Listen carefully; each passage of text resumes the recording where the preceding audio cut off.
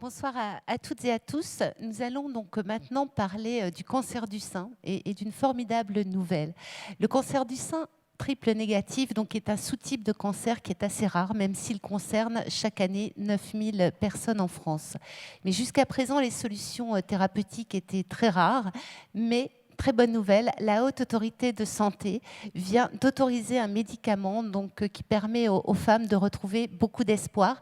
Et donc, pour aborder cette thématique, je vous propose donc d'accueillir Monsieur Michel Joly, membre de l'Académie nationale de pharmacie, président de Gilead France, Madame Laure Guérou-Acolas, qui est pharmacienne et fondatrice de l'association Patients en réseau, ainsi que le professeur William Jacot, qui est oncologue, spécialiste du sein dans le département d'oncologie médicale de l'ICM à Montpellier. Vous êtes également professeur à l'Université de Montpellier. Et pour animer ces échanges, Anne Jean-Blanc, la journaliste santé du Point. Anne, on a grand plaisir à vous accueillir et donc on est tous très impatients de connaître cette évolution dans le traitement du cancer du sein, en tout cas d'un sous-type. Une évolution multiple, on va le préciser très rapidement, et on a une chance, c'est qu'effectivement il y a pas mal de pistes de recherche qui avancent très bien actuellement. Alors on va commencer avec vous, monsieur professeur Jacot. Cancer du sein triple négatif, ça veut dire quoi, triple négatif? Alors, il s'agit d'un mot relativement obtus au départ. Il faut, pour le comprendre, remonter un peu en arrière. La compréhension du cancer a permis l'évolution ces dernières années des traitements et notamment l'identification de cibles thérapeutiques qui ont permis d'asseoir des traitements comme par exemple l'expression des récepteurs hormonaux dans le cancer du sein, récepteurs aux œstrogènes, à la progestérone, qui ont ouvert la porte à l'hormonothérapie anticancéreuse. Et il y a une vingtaine d'années, la surexpression ou l'amplification du gène HER2 qui permet d'avoir de grandes quantités d'une protéine à la surface des cellules cancéreuses, qui a été la base de l'immunothérapie passive, donc des anticorps qui vont aller reconnaître HER2. C'est-à-dire qu'il y avait des marqueurs, voilà, et qu'on a identifiés peu à peu. Et à la fois, ces marqueurs sont aussi des cibles. Oui. C'est-à-dire qu'on peut... Ce n'est pas que des marqueurs pour dire c'est du cancer ou c'est grave, c'est pas grave, c'est aussi des cibles qui ouvrent au traitement. Et le cancer du sein triple négatif, malheureusement, n'exprime pas les deux récepteurs aux hormones et n'exprime pas HER2. D'où le côté triple négatif. Il est donc nu, il ne peut pas être ciblé ni par les agents anti-HER2, ni par l'hormonothérapie. Ça veut dire que dans l'état actuel des connaissances, qu'on ne connaît pas de marqueur à ce cancer, mais ça ne veut pas dire qu'il n'exprime rien. Alors, on connaît de multiples marqueurs, mais qui ne sont pas utilisables à ce jour, qui n'étaient pas, jusqu'à il y a peu de temps, utilisables comme cible de traitement. Mais les choses avancent. Oui. Alors, on en a un tout petit peu parlé, Hélène en a un tout petit peu parlé en présentation. Ce cancer, il est relativement rare, mais il est très grave. Qui touche-t-il prioritairement ? Alors déjà, il est rare, c'est un peu une idée reçue. Relativement. Bon, relativement. Il est globalement aussi fréquent que le cancer de l'ovaire. Mais c'est 15% des cancers du sein. Qui reste le premier cancer de la femme. Oui, et qui touche une femme sur 9 à peu près aujourd'hui. Voilà, entre une sur 9, une sur 8, suivant les évaluations. Donc ça reste très fréquent. Et en même temps, il s'agit d'un sous-type plus agressif et qui a tendance, en plus, à apparaître plus fréquemment chez des femmes plus jeunes. Donc des femmes qui ne sont pas encore entrées dans le dépistage systématique national. Pas que, mais souvent, souvent effectivement, des patientes de moins de 50 ans. Oui. Et dernière question sur ce cancer, sur sa caractéristique. Est-ce qu'il y a des formes familiales? Est-ce que c'est génétique? Qu'est-ce qu'on sait? Alors, il s'agit aussi du sous-groupe sur lequel on trouve le plus souvent une implication génétique familiale. Les mutations qu'on appelle BRCA1, BRCA2 sont des mutations qui vont augmenter le risque dans une famille de faire des cancers du sein et des cancers de l'ovaire. Et notamment pour les mutations BRCA1, ces patientes-là, ces femmes-là, puisque c'est avant tout des femmes, elles ne vont pas forcément développer un cancer, mais quand elles développent un cancer du sein, développent plus fréquemment, beaucoup plus fréquemment que ces 15% de moyenne nationale, des formes triple négatives. D'accord. Alors, Laure, vous représentez les associations de patientes. Vous avez créé Cancer en réseau. Patients en réseau, je suis en train. L'association s'appelle Patients en réseau Voilà. et effectivement pour ce soir c'est plutôt le réseau Mon réseau cancer du sein sur lequel on trouve différents groupes de patientes et notamment les patientes concernées par des cancers triple négatifs. Alors justement, est-ce que c'est un cancer qui est plutôt connu et redouté par les femmes dans votre expérience? Alors je pense que c'est pour l'ensemble des femmes c'est encore assez peu connu.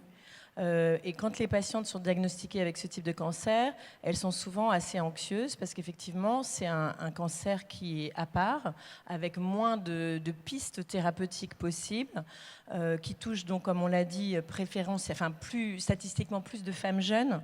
Donc c'est tout à fait dramatique d'être touché par un cancer du sein potentiellement agressif quand on est jeune. Et ce qui est très préoccupant, et je crois que c'est la raison qui nous rassemble ce soir, c'est que près de 30% de ces patientes peuvent être amenées à avoir une évolution qu'on appelle métastatique, donc des maladies qui sont beaucoup plus complexes à prendre en charge. Et donc il y a une mobilisation importante des associations. Il y a aujourd'hui plus de personnes qui vraiment s'impliquent, mais je crois qu'on en reparle tout à l'heure. Oui, on en reparle tout à l'heure. Alors justement, la gravité de ce cancer, est-ce que c'est parce qu'il est intrinsèquement grave d'emblée ou est-ce que c'est parce qu'il métastase plus vite que les autres? C'est quoi son facteur de gravité? Les deux, mon capitaine, les deux. À la fois, il a une plus grande agressivité sur ses caractéristiques, il prolifère plus vite, mais aussi il donne plus facilement des métastases. Et ensuite, enfin, troisième caractéristique qui découle de son nom, on a moins de moyens thérapeutiques pour lutter contre lui. Si vous diminuez un risque de récidive de, par exemple, un quart en utilisant une hormonothérapie, un quart en utilisant une thérapie anti-HER2, un quart en utilisant une chimiothérapie, là, il ne vous reste plus que le quart de la chimiothérapie. Oui. Donc, il est plus agressif et on a moins de traitement. Vous n'avez pas cité la chirurgie, ça ne commence pas systématiquement par la chirurgie? La chirurgie est la base de tout. La chirurgie permet d'enlever tout ce qui est visible au stade localisé de la maladie, ce qui représente 95% des cancers du sein au diagnostic. Et ensuite, toute la stratégie va être de réduire le risque que des cellules sont parties se cacher plus loin. On donnait des micrométastases avant l'opération pour consolider les chances de guérison. Bien entendu que la chirurgie est le pilier fondamental. Ouais. Vous aviez parlé des patients de vos associations. Moi, les témoignages que j'ai lus, je les ai trouvés très, très, très durs parce que il y a souvent des femmes qui ont ce dépistage quand elles sont enceintes ou quand elles viennent d'accoucher. C'est assez fréquent quand même à ce stade-là. Je vous demande à l'un et à l'autre, à l'une et à l'autre, pardon. Dans votre expérience de patiente, d'association? Alors, je n'ai pas les chiffres pour le coup de pourcentage des femmes qui vont découvrir leur cancer pendant leur grossesse ou juste après la naissance, mais ça arrive et c'est vrai qu'on a là aussi des patientes qui échangent beaucoup là-dessus parce que c'est une expérience qui est extrêmement compliquée. Et ce qu'on peut peut-être souligner, c'est que ça veut dire, comme on est avant l'âge du dépistage, ça veut dire que finalement tout repose sur la vigilance de la femme elle-même et du contrôle qu'elle peut avoir avec ses médecins de proximité, son médecin traitant, son gynécologue. Et donc c'est extrêmement important de bien connaître sa poitrine, c'est important de s'alerter quand il y a quelque chose qui change, qui n'est pas normal. Et en fait, il y a beaucoup de jeunes patientes qui disent qu'elles ont prévenu, qu'elles ont dit c'est bizarre cette boule ou cette gêne ou cette démangeaison, cette rougeur et autre. Et il faut vraiment que les soignants soient aussi sensibilisés. Ça existe, le cancer du sein chez la femme jeune, avant 50 ans. Et il vaut mieux contrôler que de se dire c'est rien. Surtout pour les femmes, justement, autour de la grossesse ou juste après la naissance, parce que les seins forcément changent avec l'allaitement. Voilà. Et donc, on peut se méprendre, entre guillemets. Donc, quand il y a quelque chose qui persiste, il faut contrôler. Vous pensez, professeur Jacot, que les médecins ne sont pas assez attentifs quand une femme qui est en grossesse ou qui vient d'accoucher dit « j'ai un sein bizarre », on lui dit « bon, attendez, c'est un peu normal, les seins bougent pendant la grossesse, comme on l'a dit ». Vous me posez une question qui est assez compliquée à répondre quand même. Vous êtes assez sensibilisé globalement? C'est quand même un cancer. Je suis sur le mauvais côté de la lorgnette. Oui. Je ne prends en charge que des cancers du sein. Donc oui, je suis sensibilisé. Oui. Mais vous pensez qu'il faudrait faire plus de communication autour de ce cancer, par exemple? Je pense que c'est plus... Alors, pour répondre déjà à votre première question, le cancer du sein chez la femme enceinte ou dans les 6 mois, 1 an qui suivent représente moins de 5% de l'ensemble des cancers du sein. Donc, effectivement, des campagnes de remobilisation peuvent être importantes parce que même un gynécologue avec une patientèle importante ne va pas forcément voir, statistiquement parlant, tous les ans une patiente avec une lésion cancéreuse autour de sa grossesse. Maintenant, je pense quand même que l'information nécessite juste d'être rappelée, une petite piqûre de rappel, mais que fondamentalement, on y fait attention. Et dernier geste pour la prévention, est-ce que l'autopalpation des seins, c'est quelque chose qui est suffisamment pratiqué? Parce que finalement, alors vous disiez, on est les mieux placés pour connaître notre corps et voir une chose différente. Est-ce que ça doit être... Est-ce que ce cancer-là, comme les autres, on peut le dépister, enfin le palper relativement tôt, ou quand il est palpable, il est déjà à un stade très très avancé? On est sur Octobre Rose, donc de la prévention. Effectivement, les 3 stades de prévention, vous les avez bien résumés. La palpation, l'autopalpation, de préférence au même moment du cycle pour bien connaître ses seins dans les mêmes sensations d'imprégnation hormonale, le suivi gynécologique et, à partir de l'âge du dépistage, le dépistage. Ce qu'on sait du triple négatif, du cancer du sein triple négatif, c'est qu'il fait partie, de par sa rapidité, de ceux qui ont un peu plus de risque d'apparaître entre 2 cycles de dépistage. Donc, entre 2 ans. Entre les 2 ans. Ce qui renforce d'autant plus l'utilité de la vigilance personnelle avec une autopalpation tous les mois ou tous les 2 mois qui permet ainsi, avec les mêmes symptômes, les mêmes signes d'appel que les autres formes de cancer du sein, de dépister plus vite. Ouais.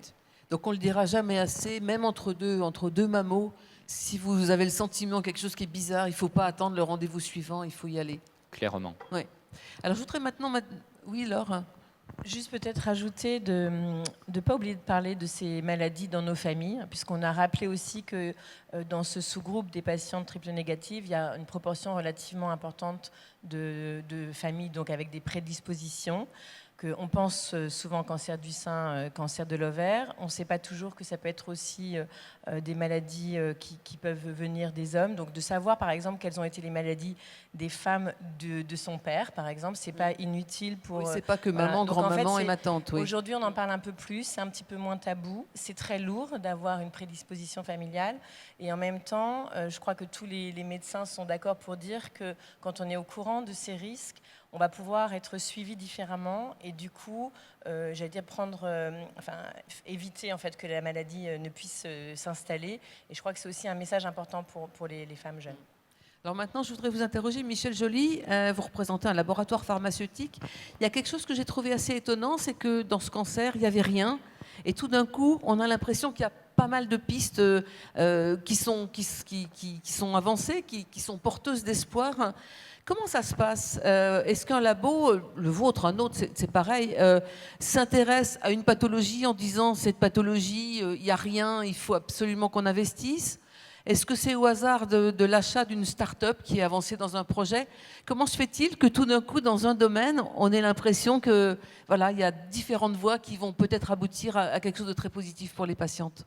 Je crois que d'abord on définit une stratégie de recherche. Je reprends l'exemple de Gilead. On a 2 domaines sur lesquels on est investi, qui sont la virologie globalement et la cancérologie. Donc dans ces domaines-là, évidemment, on va s'adresser d'abord aux pathologies dans lesquelles le besoin thérapeutique est le plus important. Et donc là, on a pris l'exemple du triple négatif. Ça fait quand même des décennies qu'il n'y a pas eu de progrès dans cette pathologie. Et simplement une image d'Épinal qu'on peut avoir, on ne va pas enfermer un chercheur dans un laboratoire qui va essayer de trouver une molécule, qui va le développer et ensuite le mettre sur le marché.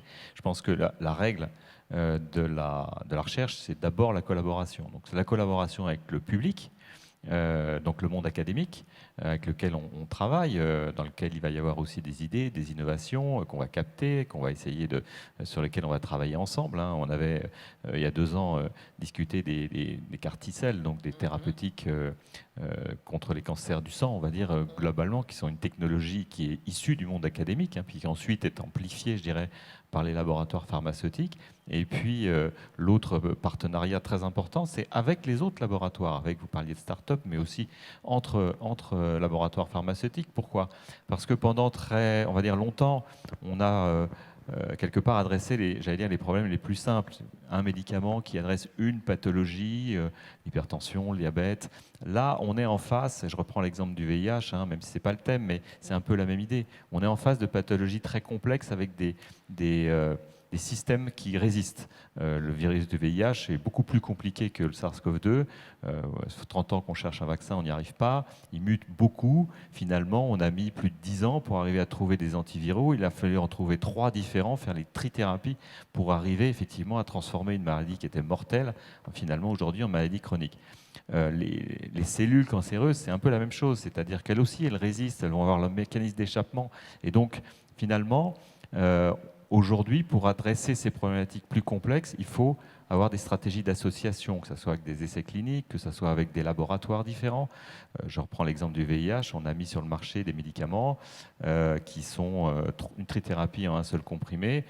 La probabilité que vous trouviez les 3 molécules chez vous, c'est 0. Une, déjà, vous êtes content.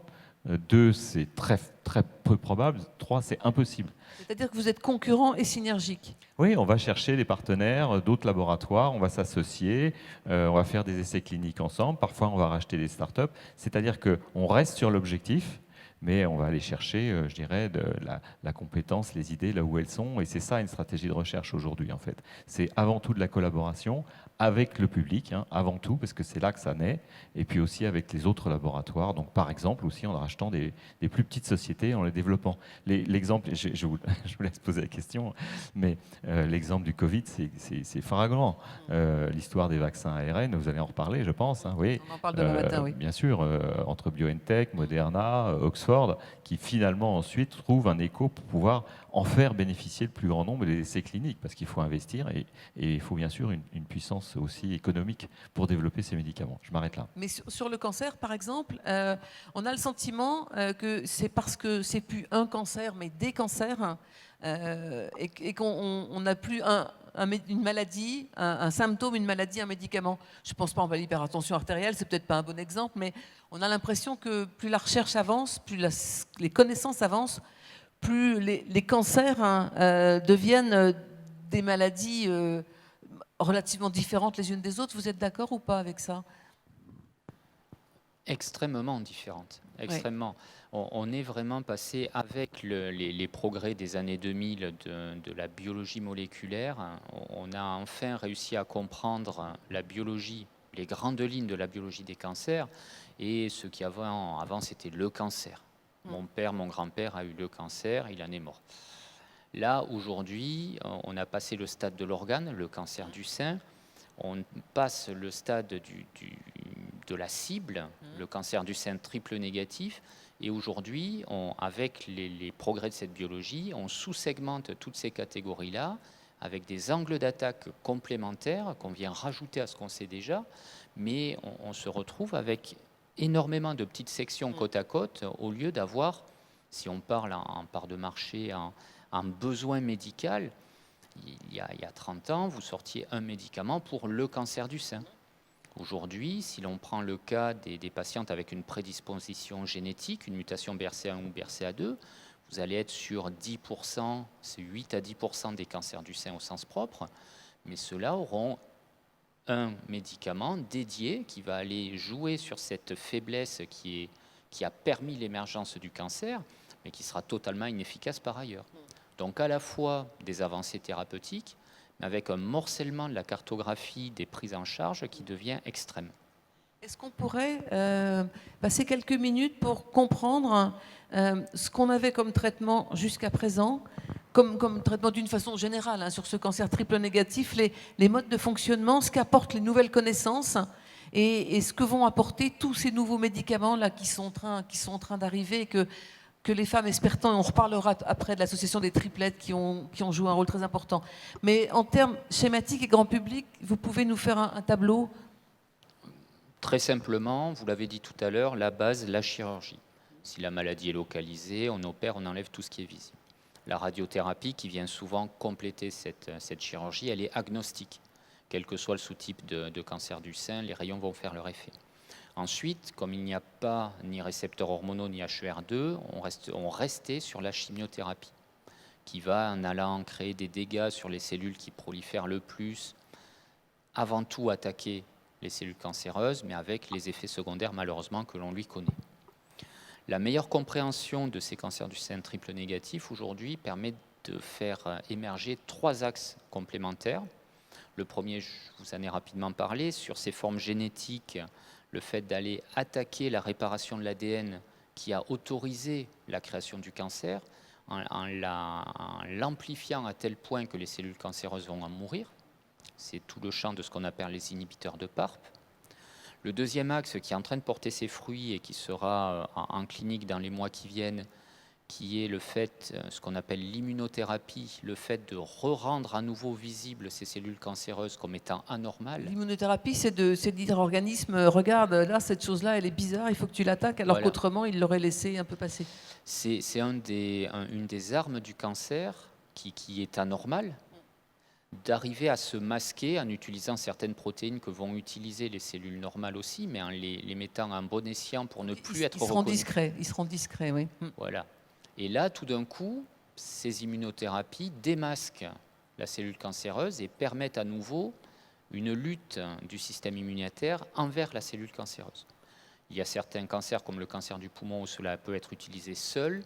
Dans le cancer du sein triple négatif, cela reste en conjonction avec la chimiothérapie, mais avec des données très intéressantes qui vont permettre son utilisation dans les mois qui viennent. Et le troisième axe, qui est un axe très intéressant et qui donne là aussi accès à l'innovation dès maintenant, c'est ce qu'on appelle les combinés drogue-anticorps, qui sont Ça veut dire quoi? des nouvelles façons d'amener la chimiothérapie dans les cellules cancéreuses. Avant, on administrait soit par voie orale, soit par voie intraveineuse la chimiothérapie qui diffusait partout dans le corps, ce qui expliquait qu'elle allait toucher les métastases où qu'elles soient, mais aussi les effets secondaires. Là, l'idée est de dire ces cellules cancéreuses, elles vont présenter certains marqueurs qui vont les différencier des cellules normales. On va créer des anticorps qui vont reconnaître spécifiquement ces cellules avec ce genre de marquage et greffer sur ces anticorps les molécules de chimiothérapie. C'est des missiles à tête chercheuse. Exactement. Avec beaucoup plus d'efficacité sur les cellules cancéreuses et du coup moins d'effets secondaires sur les cellules normales.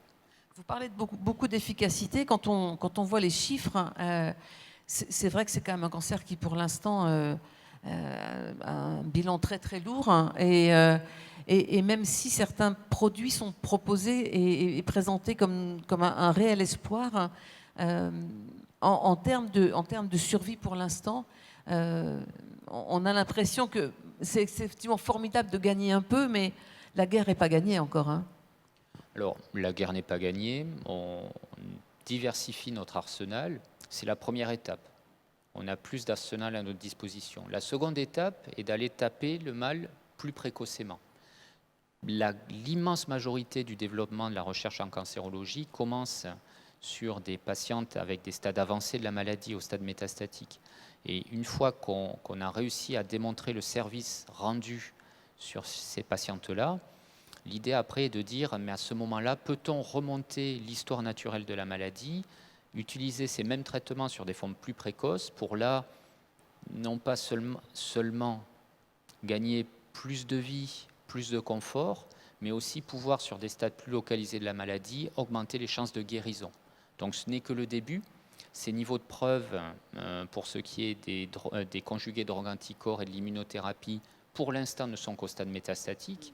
Mais par exemple, les inhibiteurs de PARP, le traitement sur ces formes mutées BRCA1 ou BRCA2, qui a été mis en évidence ces dernières années au stade métastatique, est rentré au stade précoce de la maladie, puisque au dernier congrès de la Société américaine de cancérologie, en juin, étaient présentés les résultats qui montraient qu'en post-opératoire, l'utiliser dans ce sous-groupe de patientes augmentait les chances de guérison. Donc l'espoir avance, jamais assez vite par rapport à ce qu'on souhaiterait. Bien sûr, bien sûr. Mais il est aussi dangereux d'exposer des patientes dont une proportion importante est guérie au stade localisé de la maladie à un traitement pour lequel on n'a pas encore des preuves solides. Donc cette progressivité reste malheureusement nécessaire. Alors vous représentez les patients, et je voudrais vraiment qu'on parle de ces femmes qui sont les triplettes, qui se sont vraiment battues, qui ont réussi à rallier à leur cause un certain nombre de cancérologues. qui ont mené un combat aussi digne qu'efficace. Racontez-nous un peu leur combat, parce que c'est formidable ce qu'elles ont fait. Oui, je crois que ce soir, c'est vraiment l'occasion de leur rendre un grand hommage à toutes, donc au collectif Mobilisation Triplette, à toutes les femmes et puis donc à toutes celles qui ont vraiment œuvré pour faire un travail, je crois que tout le monde peut dire vraiment de remarquable. Alors pourquoi ? Le contexte, c'est effectivement des avancées thérapeutiques qui arrivent, on en parle dans les congrès, etc.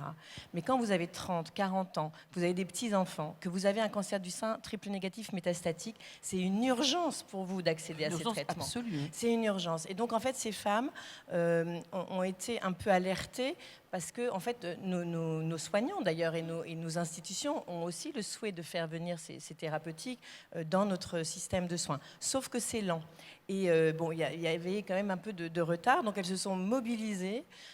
Donc vraiment en collaboration à la fois avec des spécialistes oncologues, en interagissant avec l'Agence du médicament, avec le ministère, avec les laboratoires concernés, pour tous ces grands axes dont vous avez parlé, pour dire, écoutez, c'est bien ce que vous faites, mais il faut que ça aille plus vite. On a besoin d'avoir plus de traitements accessibles le plus vite possible. En attendant, on sait qu'il y a un processus réglementaire, il y a un processus d'accès qui est tout à fait normal dans un pays comme le nôtre. On a la chance aussi en France de pouvoir accéder à ces médicaments pour toutes, et c'est ça l'objectif.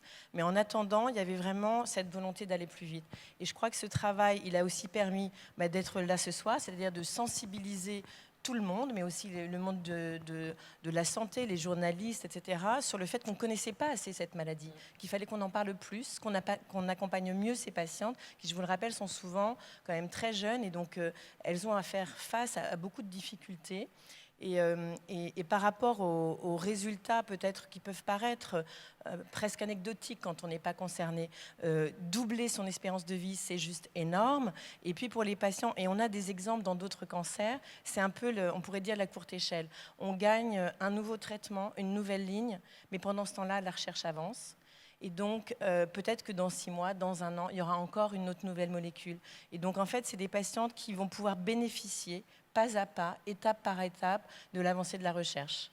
Et donc, c'est précieux, très, très précieux. Et puis, je crois que pour les uns et les autres, on peut l'avoir vécu 6 mois, 1 an, 18 mois, 2 ans de vie. C'est des moments partagés avec sa famille, c'est des projets qu'on réalise, c'est la vie. Alors, je voudrais vous poser une dernière question. Michel Joly, vous représentez un laboratoire pharmaceutique, vous représentez un laboratoire américain. On a quand même souvent l'idée, peut-être fausse, que les laboratoires américains mettent leurs produits d'abord sur le marché américain, que le marché français n'est pas très intéressant pour eux parce que les médicaments ne sont pas vendus à des tarifs suffisamment élevés. Est-ce qu'aujourd'hui, vous pensez que la France est plutôt bien traitée sur les nouveaux traitements, notamment dans ce domaine, mais dans d'autres également ? Alors, je parlerai pour Gilead, mais en général pour les laboratoires, on va dire, qui ont une surface mondiale. Je vais sortir un tout petit peu de la cancérologie, je reviendrai juste après. Prenez l'exemple du VIH, qu'on connaît bien. Non seulement, évidemment, on se développe aux États-Unis, mais aussi en Europe, au Japon, mais aussi dans les pays du Sud. Quand vous avez 90% des 35 millions des séropositifs qui sont dans des pays, on va dire, à revenus faibles, vous ne pouvez pas, en plus en infectiologie, envisager... Pardon ? Oui, je vous interromps une seconde. On a très longtemps dit que, notamment dans le domaine du sida, 90% des traitements étaient au nord et 90% des malades étaient au sud. Alors, quand même. Au moins pour Gilead, c'est l'inverse, si je peux me permettre. C'est-à-dire que voilà, on a développé des accords qui nous permettent aujourd'hui d'avoir effondré de pratiquement 100 le prix dans les pays du sud par rapport aux pays du nord. C'est pas trop le sujet aujourd'hui, mais vous expliquer comment ça marche. On donne nos brevets aux génériqueurs, tout simplement. Ils les fabriquent et on s'arrange pour que les produits dans le sud remontent pas dans le nord, et ça marche très bien depuis 10 ans. On traite dans les pays du nord avec nos produits à peu près 1 million de patients séropositifs, 10 millions dans les pays du sud. Donc nous, le 90-10, il est dans l'autre sens. Donc ça marche quand on veut. Et d'ailleurs, je pense que c'est un vrai sujet pour la cancérologie, mais on n'a pas le temps d'en parler là. Non, on a vraiment des ambitions de développer les produits partout. Mais ce qui a en fait la différence, c'est que et vous avez raison, les processus d'enregistrement, ils sont indispensables. Vous n'iriez pas aujourd'hui vous injecter un vaccin qui n'a pas été validé par l'Agence européenne du médicament. Mais c'est vrai que c'est quand même plus rapide aux États-Unis. Et quand vous êtes un patient, c'est toujours trop long. Quand vous voyez des résultats de survie et qu'il faut attendre 1 an pour que le produit soit enregistré par l'Agence européenne et encore 1 an et demi en France pour que ça soit autorisé par les autorités, vous ne pouvez pas attendre. Donc il y a eu beaucoup de choses qui se sont passées en France. Il faut quand même rappeler qu'il y a 25 ans, je suis désolé, je dois reparler de VIH, mais il y a 25 ans, la lutte contre le VIH par les associations de patients VIH ont amené une réglementation française spécifique, unique au monde, qui s'appelle les autorisations temporaires d'utilisation. Il y a 25 ans, on a sauvé des milliers de vies grâce à cette réglementation française. Elle a été effroyablement compliquée par différentes lois et administrations qui sont succédées. Elle a été totalement revue là, au 1er juillet dernier. Ça s'appelle maintenant l'accès précoce. Ce n'est pas seulement un changement de nom, c'est beaucoup plus simple, c'est beaucoup plus prévisible. Et les nouveaux traitements, en l'occurrence dans le cancer du sein triple négatif, il y en a plusieurs qui sont en cours d'accès à travers cette nouvelle réforme. Les patientes françaises, enfin en tout cas les patientes sur le territoire français, vont pouvoir bénéficier de ces traitements avant tous les autres patients européens. C'est absolument extraordinaire. Le président de la République a dit que c'était une réforme historique. Je le crois, absolument. Et j'espère que l'Europe pourra s'en inspirer également. Merci. On va peut-être prendre s'il y a 1 ou 2 questions Absolument. dans la salle. Alors, je pense, Anne, sous votre contrôle, on vous demandera de citer le nom d'aucun médicament pour des questions liées à la réglementation. Je vois une main qui se lève là-bas, s'il vous plaît, si on peut apporter un micro. Me semble avoir vu une main de ce côté-là. Non. Non, il n'y a pas de questions. Pas de questions pour le moment. Si, il y a une dame, oui, à là-bas. gauche. Enfin, à gauche pour nous. C'est toujours compliqué d'indiquer. Bonsoir. Je suis en train d'être soignée pour un triple négatif. Vous parlez bien dans le micro, madame, s'il vous plaît. Je suis en train d'être soignée pour un triple négatif. Et ce que vous annoncez pour après, le médicament qui va sortir, est-ce que moi, j'aurai le droit de le prendre de suite ou pas? Alors ça, on ne fait pas trop de consultations normalement je vous dans ces parce que séances-là. C'est très est-ce que compliqué ça pour va- les médecins de répondre Oui, à ça. mais je le demandais pour les autres aussi. Voilà, est-ce que ça va être mis sur le marché tout de suite? Alors quand Et est-ce que qu'on les aura patients droit? pourront Voilà. disposer de ce traitement à Alors, Montpellier? Merci, là, madame. le dernier terme est le plus compliqué, mis sur le marché. Là, on parle d'accès précoce. L'accès précoce, justement, est quelque chose qui anticipe la mise sur le marché, mais qui permet quand même d'avoir accès aux médicaments. Donc, tout ceci, comme au moment de la mise sur le marché, va dépendre... Je ne vous prends pas en charge, donc je ne sais pas ce que vous avez déjà eu comme traitement auparavant, mais du fait d'avoir un cancer du sein triple négatif, d'un certain nombre de lignes de traitement, mais je pense d'autres traitements qui ont déjà été essayés préalables, et tout qui n'ont à pas fait. marché. Pour être dans le cadre qui a été démontré par l'étude clinique. Mais je pense ne pas dire trop de bêtises, à partir du mois prochain, cet accès précoce sera possible pour toutes les patientes qui remplissent ces conditions au niveau français. D'accord. Le mois prochain, c'est très bientôt, début novembre. Voilà. Est-ce qu'il y a une autre, Oui, une autre Il y a question? une autre question. Quelques rangs devant, madame. Le micro arrive vers vous et nous vous écoutons. Bonsoir. Je voulais savoir s'il y avait un risque pour une femme qui a donc un cancer triple négatif sur un sein. Est-ce qu'il y a un risque important qui se développe sur, enfin pas le même, mais d'avoir un développement sur l'autre sein? Et est-ce que ça a un sens de faire enlever le deuxième sein par anticipation ou pas? Il y a 2 questions concaténées dans votre question. Alors la première chose, guérir d'un cancer du sein, guérir d'un cancer au sens large, c'est s'exposer à tout le reste de la vie. Effectivement, le cancer du sein reste le cancer le plus fréquent de la femme. Donc une femme qui va guérir d'un cancer du sein va avoir un risque de faire authentiquement un second cancer de l'autre sein et non pas une récidive. Ce risque-là, il peut être extrêmement élevé dans des conditions de risque familial, ce que j'évoquais tout à l'heure, le risque en cas de mutation BRCA1 ou BRCA2. Donc, une chirurgie prophylactique, préventive de l'autre sein, généralement ne se justifie qu'en cas de niveau de risque important. Et généralement, ce qui est réalisé, c'est plutôt proposer à la patiente une enquête génétique. Il y a des moyens dans ce qu'on appelle les réseaux d'oncogénétique d'aller rechercher ces mutations. Et s'il existe une mutation qui va augmenter ce risque de faire cancer, à ce moment-là, les alternatives sont soit une surveillance très rapprochée, soit effectivement ce qu'on appelle une chirurgie prophylactique, préventive. Mais pour un cancer qui n'aurait pas de source génétique, la balance bénéfice-risque d'une chirurgie de ce type-là, qui reste une mastectomie avec les risques de douleur, les risques de cicatrisation, généralement n'est pas considérée comme favorable. Une dernière question.